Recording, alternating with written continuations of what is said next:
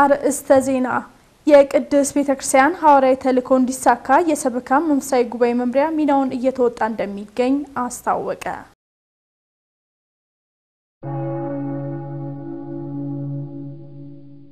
በቅድስት ቤተክርስቲያን ስም የሚደረገውን የልመና ተግባር ለማስቆም መታቀዱ ተነገረ።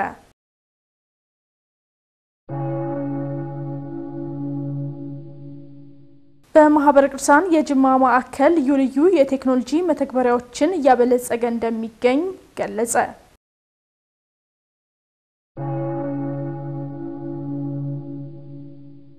ሰላም እግዚአብሔር ቤተሰቦች ከማህበረ ቅዱሳን ቴሌቪዥን የዕለቱን አብይ ዜና ይዘንላችሁ ቀርበናል። ዜናዎቹን በመምራት በኩል ኤልሳቤት ቤተ አብራችሁ ቆይታ የማድርግ ይሆናል። ከዜናዎቹ ጋር አብራችሁን ትሆኑ ዘንድ በአክብሮት ጋበዝን። የቅድስት ቤተክርስቲያን ሐዋርያዊ ተልእኮ እንዲሳካ የሰበካ መንፈሳዊ ጉባኤ መምሪያ ሚናውን እየተወጣ መሆኑን አስታወቀ። በዚህም ማህበረ ካህናትና ምዕመናን በመጠበቅ ረገድ ኃላፊነቱን እየተወጣ እንደሚገኝ አመላክቷል። ባልደረባችን ሀብቴ ብርሃኑ ተጨማሪ ዘገባ አሰናድቷል። የሰበካ መንፈሳዊ ጉባኤ መዋቅር በብፁዕ ወቅዱስ አቡነ ቴዎፍሎስ እንደተጀመረ ይታወሳል። ከዚህ ጋር በተያያዘ በመዋቅሩ ቤተክርስቲያንን ማዕከል አድርገው በተሰሩ ስራዎችና በሌሎች ጉዳዮች ዙሪያ በጠቅላይ ቤተ ክህነት የሰበካ መንፈሳዊ ጉባኤ መምሪያ ኃላፊ መልአከ ሰላም ቆሞስ ዶክተር አባ ቃለ ጽድቅ ሙልጌታ በወቅታዊ አምድ ላይ ቆይታ አድርገዋል። ኃላፊው በቆይታቸው መዋቅሩ የቅድስት ቤተክርስቲያን ሐዋርያዊ ተልእኮን እንደሚያስፈጽም አንስተዋል። ሰበካ ጉባኤ ዓላማው የቤተክርስቲያኗን ሐዋርያዊ ተልእኮ ማስፈጸም ነው። አተገባበሩም ነገር እግዚአብሔርም የሚታይበት መዋቅር ነው። የቤተክርስቲያን ተልእኮን በማሳካት ረገድ ማህበረ ካህናትንና ምዕመናንን የመጠበቅ ኃላፊነትን ለመወጣት ከፍተኛ ጥረት እየተደረገ ነው ብለዋል።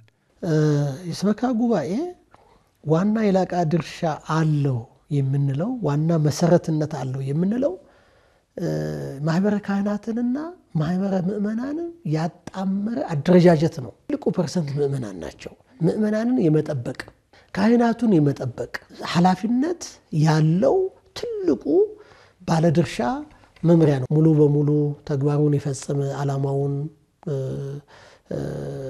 ያሳካ ነው ማለት አይቻልም። ብዙ ስራዎች ይቀራሉ። አሁናዊ የቤተክርስቲያን ችግሮች እንዲፈቱ አንድነትን ማስጠበቅ እንደሚገባ መልእክታቸውን አስተላልፈዋል። አሁን ካለንበት ሁኔታ ወደ ተሻለ ነገር ለመውጣት የመጀመሪያው ነገር የቤተክርስቲያን አንድነት ያስፈልጋል። ሁሉም በየፊናው መሄዱ አልጠቀመንም፣ ትርፍ አላመጣም፣ ጎዳን እንጂ አሁንም እየጎዳን ያለው ችግሩን ወደ አንድ አካል ወይንም ወደ ሌላ ከማንከባለል የጋራ ችግራችን ነው የጋራ መፍትሄ ማስቀመጥ አለብን ብለን ብናስብ ከዚህ ጉባኤ እናተርፋለን ብዬ አስባለሁ። 44ኛው ዓለም አቀፍ የሰበካ መንፈሳዊ ጉባኤ ከጥቅምት 4 ጀምሮ ይካሄዳል ተብሎ ይጠበቃል። በጠረፋማና በገጠርቱ የሀገራችን ክፍሎች የሚገኙ ደቀ መዛሙርት በቋንቋቸው ምዕመናን በማስተማር ወንጌልን ማስፋፋት እንዲቻል የሁሉም ሰንበት ትምህርት ቤት ኃላፊነት ነው። የፍኖተ ትጉሃን ሰንበት ትምህርት ቤት ከልዩ ልዩ አካባቢዎች ለተውጣጡ ደቀ መዛሙርት የስብከት ዘዴና መሰል የቤተክርስቲያን አስተምሮቶች ላይ ትኩረት ያደረገ ስልጠና ባሳለፍነው የክረምት ወራት መስጠቱ ተገልጿል። ተመስገን ፈቃዱ ዝርዝር አለው። ቅድስት ቤተክርስቲያን ከተልእኮቿ መካከል አንዱ ስብከተ ወንጌልን ለዓለም ሁሉ ማዳረስ መሆኑ የማይዘነጋ ነው። ይህንንም ተልእኮ ለመፈጸም የላፍቶ ደብረ ትጉሃን ቅዱስ ሚካኤል ቤተክርስቲያን የፍኖተ ትጉሃን ሰንበት ትምህርት ቤት ባሳለፍነው ክረምት በደቡብ ኦሞና አርዞኖች ሀገረ ስብከት ለሚገኙ ደቀ መዛሙርት ስልጠናዎችን ሲሰጥ መቆየቱን የሰንበት ትምህርት ቤቱ ዋና ሰብሳቢ መክብብ ንጉሴ ተናግረዋል። እንግዲህ የዘንድሮ የ8ኛው ዙር ስልጠና ከሐምሌ 12 ጀምሮ እስከ ነሐሴ 14 ባለው ጊዜ ውስጥ ነው በዚሁ ማጥቢያችን የተሰጠው። እንግዲህ የስልጠናው ሂደት አጠቃላይ ከ15 በላይ ትምህርቶችን ማዕከል ያደረገ ነው። የዚህ የስብከት ዘዴን ጨምሮ ሌሎች ተጨማሪ ትምህርቶችን ጨምሮ ከ15 በላይ ትምህርቶችን ላለፉት አንድ ወር ላላነሰ ጊዜ ሲሰጥ ቆይቷል። ስልጠናው ከተለያየ አካባቢ ነው ተመልምለው የሚመጡት። በማህበረ ቅዱሳን በዛ አካባቢ ባለው ማዕከል አማካኝነት ነው ምልመላው የሚከናወነውና ከተለያዩ በዛ በደቡብ ኦሞ አካባቢ ከሚገኙ የተለያዩ ከ15 በላይ ብሔር ብሔረሰቦች አሉ። በተወሰነ መልኩ የተወሰነ አካባቢ ላይ ማዕከል ተደርጎ ነው ምልመላው ይከናወን የነበረውና ከዛ አካባቢ የመጡ ናቸው ደቀ መዛሙርቱ። ሰብሳቢው አክለውም በጠረፋማና የገጠሪቱ ክፍል በሚገኙ ደቀ መዛሙርት ላይ ጠንካራ ስራ መስራት የሰንበት ትምህርት ቤቶች ኃላፊነት ነው ብለዋል። አብዛኛው ቦታዎች ላይ ከቋንቋም ጋር ከተለያየ ጉዳዮችን ጋር አንፃር የሚነሱ ጉዳዮች አሉ። እነዚህን መፍትሄ ማበጀት የምንችለው እንደነዚህ አይነት ፕሮጀክቶችን ሰንበት ትምህርት ቤቶች በተወሰነ መልኩ በትንሹ 50 70 አበዛውት ብል 15 20 ድረስ እንኳን ወርደን ማከናወን ብንችል በጣም ብዙ ቦታዎችን መድረስ እንችላለን። እኛ 30 ብንችል ሌላው እንደዛ እያደረገ በርከት ያሉ አካባቢዎች ላይ መድረስ የምንችልበት ሁኔታ አለና እኔ እንደው ሰንበት ትምህርት ቤቶች መለስ ብሎ ቢያዩት እዚህ ካለው አገልግሎት ውጪም ደግሞ እንደነዚህ አይነት አገልግሎቶችን ማከናወን ቢቻል ጠረፋማ አካባቢ ያለውን ቤተክርስቲያን መጠበቅ እንችላለን። ካላቸው ካጥቢያቸው የሰበካ ጉባኤ የአስተዳደር ጽሕፈት ቤት አካላት ጋር በመቀናጀት መሰራት ከተቻለ እኔ በደንብ ውጤታማ ስራ መሰራት ይቻላል ብዬ አምናለሁ።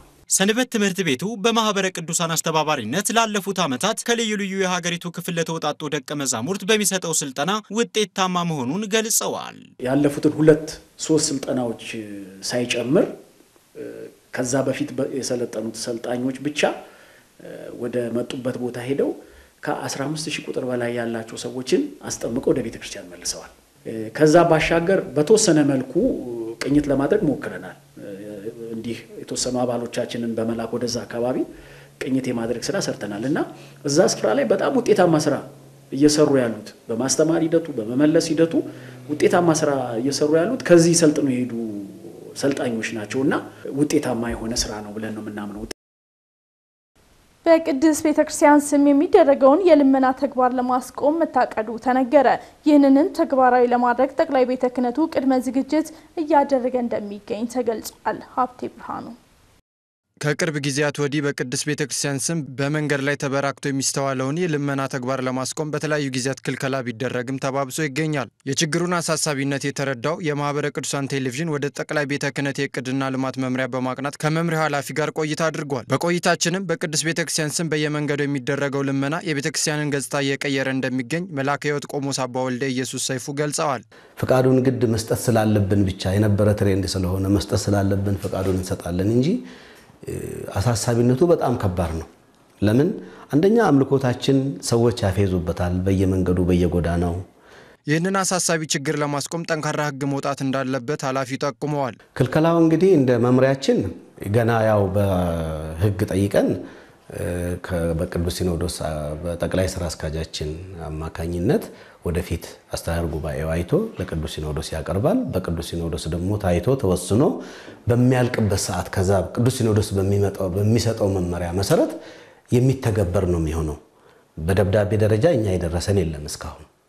በመጨረሻም በአሳሳቢ ደረጃ ላይ የደረሰው ልመና በቋሚነት መፍትሄ እስኪያገኝ የተቸገሩ የገጠር አብያተ ክርስቲያናትን መርዳት እንደሚገባ አሳስበዋል። ይህንን ነገር ለማስቀረት አንደኛ ህዝበ ክርስቲያኑ በሚገባ የተቸገሩትን አብያተ ክርስቲያናት መርዳት የሚቻልበት፣ ሁለተኛ በአዲስ አበባና በተለያየ ቦታ በርዕሰ ከተሞች ውስጥ ከአመት አመት የሚለብሱት ልብስ አልፎ ዕቃ ቤቱ አጨናንቆ ያሉ አልባሳት አሉ። እንዴት ነው እነዛ አልባሳት ለነዚህ ለተቸገሩ አብያተ ክርስቲያናት ማዳረስ የሚቻለው? ልመናውንም በዚህ መልኩ ነው ማዳን የምንችለው እንጂ በአንድ ጊዜ ይሄን ልመናም አቁሙ ብንልም እዛ ገጠር ያለ አብያተ ክርስቲያናት ባለበት ይቆማል። መቆም ብቻ አይደለም እስከ መጥፋት እስከ መውደም ይደርሳል። ለምን የህዝቡን አቅም ያገናዘበ አይደለም። ወደ ቅዱስ ቁርባን ከመቅረብ ይልቅ ምክንያቶችን በመደርደርና ቀጠሮ በመስጠት መራቅ እንደማይገባ ተጠቆመ። ኦርቶዶክሳውያን ለስጋ ወደሙ ያላቸውን የተሳሳተ አረዳድ በማስተካከል ዘላለማዊ ሕይወት ከሚያስገኘው ቅዱስ ምስጢር መሳተፍ እንዳለባቸው ተመላክቷል። ዲያቆን ኤርሚያስ ደባሱ ዝርዝር አለው። ከአምስቱ አዕማደ ምስጢራት ውስጥ አንዱ የሆነውና የምስጢራትም ሁሉ መደምደሚያ ነው ምስጢረ ቁርባን። እንደ ምስጢር ስንመለከተው አባቶቻችን ምስጢረ ቁርባንን ምስጢረ ምስጢራት ብለው ይጠሩታል። እንግዲህ በሌሎች ምስጢራት ቤተክርስቲያን አሉ። ለምሳሌ አንድ ሰው ሊጠመቅ ይችላል። ሲጠመቅ በጸጋ የእግዚአብሔር ልጅ ተብሎ ይጠራል። ስለዚህ የጸጋ ልጅነትን ያገኛል። ስጋው ደግሞ ግን ለየት የሚያደርገው ከሌሎቹ ሌላው በሌሎቹ ምስጢራት የእግዚአብሔርን ጸጋ ነው የምናገኘው። በስጋው ደግሞ በምስጢረ ቁርባን ግን ራሱ እግዚአብሔርን ነው የምንቀበለውና የነገሮች ሁሉ መደምደሚያ ስጋው ደግሞ ነው። የትኛው ምስጢር ሲፈጸም የመጨረሻ ማገባደጃው መደምደሚያው ማህተሙ የአምላክ ስጋና ደም ቅዱስ ቁርባን ነውና ምስጢረ ምስጢራት ብለው አባቶቻችን የሚጠሩት ለዚያ ነው። ይሁን እንጂ ይህንን ዘላለማዊ ድህነት የሚያስገኝ ምስጢር ለሕፃናትና በእድሜያቸው ለገፉ ምእመናን ተተነዋል ያሉት ዲያቆን አቤል ካሳሁን ወደ ቅዱስ ቁርባን ከመቅረብ ይልቅ ምክንያቶችን በመደርደርና ቀጠሮ በመስጠት መራቅ እንደማይገባ አሳስበዋል። በጣም ማሰብ ያለብን ነገር ምንድነው? ቅድስና በትርፍ ጊዜ የሚኖር አይደለም። ወይም ከእግዚአብሔር ጋር ሌሎች ሁሉ ነገሮችን ጨርሰን ሞክረን ኃጢአት የተባለውን ሁሉ ቀምሰን ሲደክመን አይደለም ወደ እግዚአብሔር የምንመጣው። እግዚአብሔር ልብና ኩላሊትን የሚመረምር አምላክ ነው። በእኛ ብልጣብልጥነት አንዳንድ ጊዜ ቆይ የተወሰነ እድሜ ለራሴ ደስታን ለራሴ ጊዜ ልስጥና ደግሞ በኋላ ደግሞ ሲደክመኝ ሳረጅ አይደል ስታረጅ በነገራችን ላይ ተፈጥሮም ገሸሽ እያለች ነው የምትመጣው አይደል ከማህበረሰብም እኮ ቀስ እያልኩ ትገፋ አስፈላጊነት እየቀነሰ ይመጣል በነገራችን ላይ እና ሰው ሲገፋ ነው አንተ ወደ እግዚአብሔር የምትሄደው በጉብዝና ጊዜ ያንተ የእድሜህን ፕራይም የሆነውን ኤጅህን ፕራይም የሆነውን ታይምህን ለእግዚአብሔር መስጠት የለብህም ወይ እግዚአብሔር የሚገለገለው በዚህ መንገድ ስለሆነ ማለት ነው። ለዚህም በምእመናን ዘንድ ያለውን የተሳሳተ አረዳድ በማስተካከል ዘላለማዊ ሕይወትን ከሚያስገኘው ቅዱስ ምስጢር መሳተፍ እንደሚገባም መምህሩ ጠቁመዋል። ሰው ወደ ስጋው ደሙ ቅረብ ንስሐ ገብተህ ቁረብ ሲባል አይ እኔ ንስሐ መግባቱን እገባለሁ የንስሐም ሕይወት አለኝ ግን ደግሞ ስጋው ደሙ እንዴት አድርጌ ይቀበላለሁ? በጣም እኮ ስጋው ደሙ ንጹህ የሆነ ነገር ነውና እንደኔ ያለ የረከሰ ሰው እንዴት ወደ ንጹህ መስዋዕት ሊቀርብ ይችላል ብሎ በጣም ትህትና የሚመስል አይነት አስተያየት የሚሰጡ ሰዎችን ደግሞ ተሰማለና ይሄ እውነተኛ ትህትና አይደለም። ይኸውል አለመማር ከሚጎዳቸው ነገሮች መካከል አንደኛው ይሄ ነው። ምን ይላሉ አባቶቻችን? በጽድቅ መሳሪያ መሞት የሚሉት ነገር አለ። ሰው በጽድቅ መሳሪያ ይጸድቃል እንጂ አይሞትም አይደል? ለምሳሌ ትህትና የጽድቅ መሳሪያ አይደል? በትህትና አንተ ትጸድቃለህ እንጂ እንዴት ትሞታለህ? ግን ያለ ዕውቀት ደግሞ ትሁት ኮንክ በትህትና ልትሞት ትችላለህ። በትህትና ወደ ሲኦል ልትወርድ ትችላለህ። ተመልካቾቻችን በመከታተል ላይ የምትገኙት የዕለቱን አብይ ዜናችን ነው። ዜናዎቻችን እንደቀጠሉ ይገኛሉ። በማህበረ ቅዱሳን የጅማ ማዕከል ልዩ ልዩ የቴክኖሎጂ መተግበሪያዎችን እያበለጸገ እንደሚገኝ አስታወቀ። ማዕከሉ የግቢ ጉባኤያት አገልግሎትን በተሻለ መልኩ ለመስጠት ቢያስብም የበጀት እጥረት ተግዳሮት እንደሆነበት አስታውቋል። ናሆም ገብረኪዳን በስሩ 8 የግቢ ጉባኤያትን ያስተዳድራል። በማህበረ ቅዱሳን የጅማ ማዕከል በቴክኖሎጂው ዘርፍ በአባ መላ ግቢ ጉባኤ እየተከናወነ የሚገኘውን የማዕከሉ ሰብሳቢ ጌቱ ምትኩ ያብራራሉ። አዳዲስ የቴክኖሎጂ ውጤቶችን የማበልጸግ ስራዎች እየተሰሩ አሉ። በአሁን ሰዓት በግቢ ጉባኤው አገልግሎት ላይ የዋለ የመዝሙር የተመረጡ መዝሙራትን ግቢ ጉባኤ ተማሪዎች የሚገለገሉበት የሚያገኙበት አፕ ተዘጋጅቶ እሱ አገልግሎት ላይ ይውላል። ውስጥ አገልግሎት ማለት ነው ያልተጠናቀቀ ነው እሱ። ሁለተኛ በአሁን ሰዓት ደግሞ እየተሰራ ያለ አንድ የበለጸገ ያለ ቴክኖሎጂ ውጤት አለ። ይሄ ቴክኖሎጂ ውጤት የተማሪን ዳታ በአግባቡ መያዝ የምንችልበት የኮርስ የሚማሩ ተማሪዎችን መከታተል የምንችልበት እንደዚሁም ይሄ የሚማር ተማሪ የተማረውን ትምህርት መፈተን ስላለበት ውጤቶችንም በዛው ልክ እዛ ማስቀመጥ የሚቻልበት ከዛ ባለፈ ለተማሪዎች የሚረዳቸው መጽሐፍቶች እነኚህ ጉዳዮች በዚህ ሶፍትዌር ተቀምጠው አገልግሎት እንዲሰጡ ታስቦ እየተሰራ ያለ ነው። ማዕከሉ የግቢ ጉባኤ አገልግሎትን በተሻለ መልኩ ለመስጠት ልዩ ልዩ መተግበሪያዎችን እያበለጸገ ቢሆንም የበጀት እጥረት ተግዳሮት እንደሆነበት ሰብሳቢው ገልጸዋል። የተለያዩ ዳታቤዝና ሶፍትዌሮች ሰርቨሮችን መከራየት እንዴት ስለሚያስፈልግ ክፍያዎች ስላሉ ከሱ ጋራ በተያያዘ ሙሉ ለሙሉ መጨረስ አልቻለም። ሁለተኛ በአብዛኛው ያው ተማሪዎች ተመርቀው አብዛኛው ስራው የሚሰራ በተማሪዎች ስለሆነ ተመርቀው ሲወጡ የሰው ኃይል ይቀንሳል። ማዕከሉ በእጁ ላይ የሚገኙ ልዩ ልዩ መተግበሪያዎችን በአገልግሎት ለማዋል በቀጣይ ይሰራል የሚሉት የማዕከሉ ሰብሳቢ ጌጡ ምትኩ ተከታዩን መልእክት አስተላልፈዋል። ማዕከሉ እንግዲህ እነዚህ የተጀመሩ በመጠኑም ቢሆን አገልግሎት እየሰጠ ያለውንም ያልተጠናቀቀውንም በአጭር ጊዜ አጠናቆ ለአገልግሎት የሚውልበትን ሁኔታ ለመፍጠር ማዕከሉ የሚሰራ ነው የሚሆነው። ተመልካቾቻችን ዜናዎቻችን እንደቀጠሉ ይገኛሉ። እንግዳ ጋብዘናል። እንግዳችን እንግዲህ በኢትዮጵያ ኦርቶዶክስ ተዋሕዶ ቤተክርስቲያን ሀገር አቀፍ የሰንበት ትምህርት ቤቶች አንድነት ምክትል ስራ አስፈጻሚ የሆኑት ቀሲስ አርአያ ተሾመ ናቸው። በተለይ ቀሲስ እንግዲህ እዚህ ስቱዲዮ ድረስ የጋበዝንበት ዋነኛ ምክንያት በተለይም ባሳለፍነው ዓመት ክረምቱ ጋር በተያያዘ ሰፊ ስራዎች ሲሰሩ ነበር። አንደኛው የአብነት ትምህርት ቤት ነው። እንዲሁም የተተኪ መምህራን ስልጠና አለ። ከዛ በተጨማሪ ደግሞ ስርዓተ ትምህርቱ ላይ ከፍተኛ እንቅስቃሴዎች ነበሩና ይህንን በተመለከተ ማብራሪያ ይሰጡናል ማለት ነው። እንኳን ደህና መጡ። እሺ፣ እንኳን ደህና ቆየሽኝ። ይፍትኝ ይባርክኝ። እግዚአብሔር ይፍታ። እግዚአብሔር ይባርክ። አሜን። እንግዲህ እንደሚታወቀው በተለይ ክረምት ላይ በርካቶች ወደ ሰንበት ትምህርት ቤት የመጡበት አጋጣሚዎች ነበሩና ከዛ በተጨማሪ ደግሞ ተተኪ መምህራን ላይ እናንተም ከፍተኛ እንቅስቃሴ ስታደርጉ ስለነበረ እንደው ክረምቱ ምን ያህል ውጤታማ ሆኖ አለፈ እናንተ? ያለፉትን ወደ 4 ዓመታት ይሆናሉ ከቅድስት ሥላሴ መንፈሳዊ ዩኒቨርሲቲ ጋር በመተባበር ለተተኪ መምህራን ስልጠና እንሰጣለን።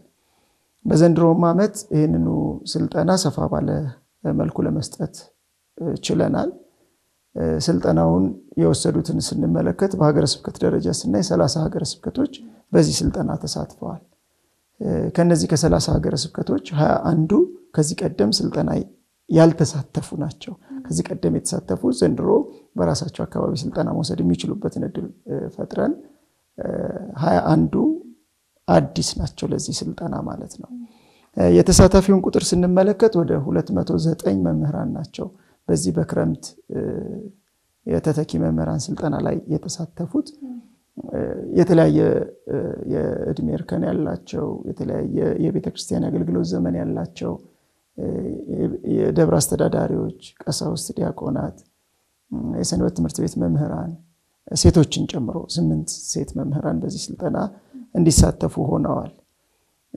ስልጠናው በ19 ርዕሰ ጉዳዮች ላይ ያተኮረና በተጨማሪ ስርዓተ ትምህርቱ ከያዛቸው ክፍለ ትምህርቶች በ6ቱ ክፍለ ትምህርቶች ላይ የግንዛቤ ማስጨበጫ ስልጠና እንዴት ስልጠናው ይሰጣል፣ እንዴት እናስተምራለን የሚለው ላይ ሰፋ ባለ ሁኔታ ስልጠናውን መውሰድ ችለዋል። በዚህ ስልጠና ላይ በማስተማር የቅድስት ሥላሴ ዩኒቨርሲቲ መምህራን፣ የአብነት መምህራን፣ በዩኒቨርሲቲ ደረጃ የሚያስተምሩ የተለያዩ ምሁራን፣ የሰንበት ትምህርት ቤት መምህራን እንዲሁም ሊቃነ ጳጳሳት ጭምር ተገኝተው ስልጠናው እንዲሰጡ አድርገናል። በዚህ ረገድ እጅግ በጣም ያሰብነውን የስልጠና ዓላማ ማሳካት ችለናል። በተለይም ከመጽሐፍ ትምህርት ጋር በተያያዘ እንዲሁም ደግሞ በሰንበት ትምህርት ቤቱ ስርዓተ ትምህርት ተማሪዎች እንዲታነጹ ዘርፈ ብዙ ስራን ከመስራት ስልጠናዎችን ለቤተሰብ ጭምር ከመስራት አኳያ እንዳይታሰቡ ነገሮች አሉ።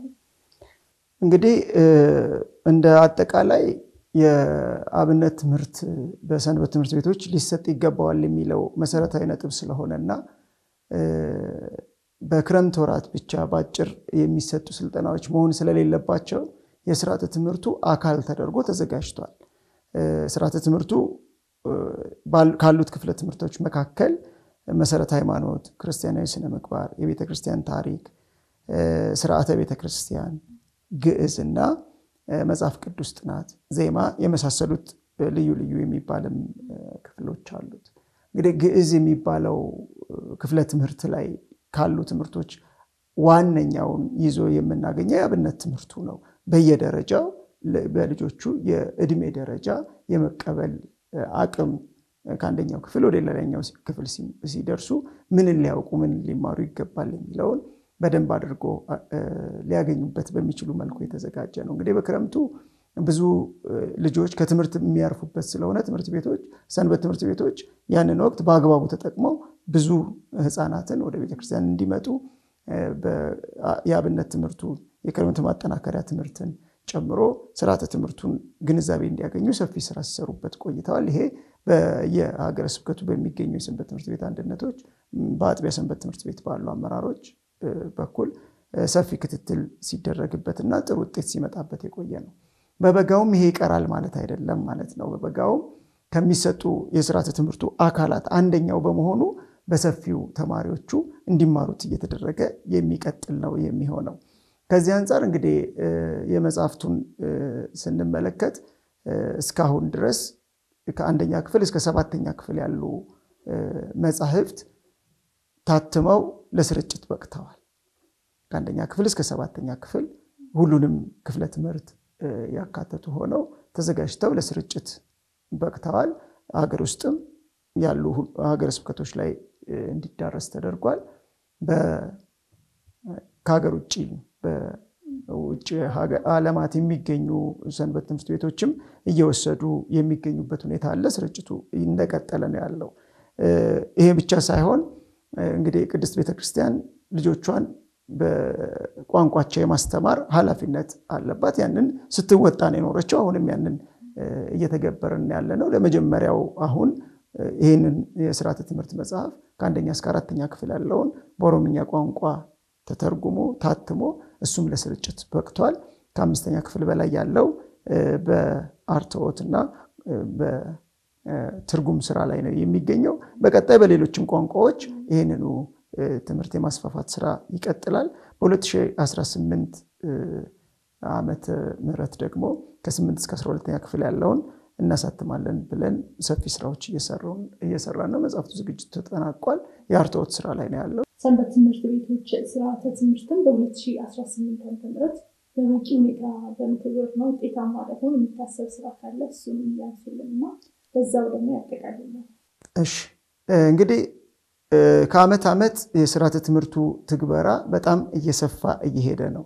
ከግንዛቤ እጥረት ወደ ኋላ የሚቆዩ ሳይተገብሩ ወደ ኋላ የሚሉ በአንዳንድ ሁኔታዎች አለመመቻቸትም ጭምር ወደ ትግበራ ያልገቡ ሰንበት ትምህርት ቤቶች ነበሩ።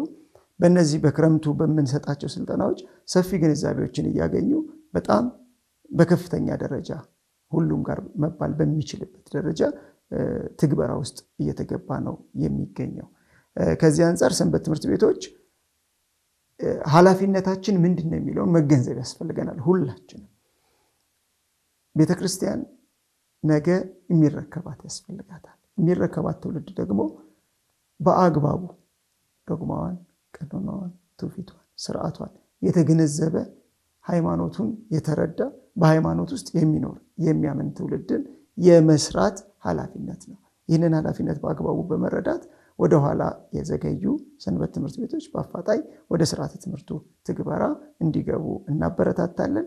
አስፈላጊውንም ድጋፍ እንሰጣለን። እግዚአብሔር ይስጥልን። እናመሰግናለን። ከዚህ ስቱዲዮ ድረስ መጥተው አጠቃላይ ለሰጡን ማብራሪያ ተመልካቾቻችን ስም በድጋሚ አመሰግናለሁ። ተመልካቾቻችን ዜናዎቻችን እንደቀጠሉ ይገኛሉ። አብራችሁን በድጋሚ ቆዩ።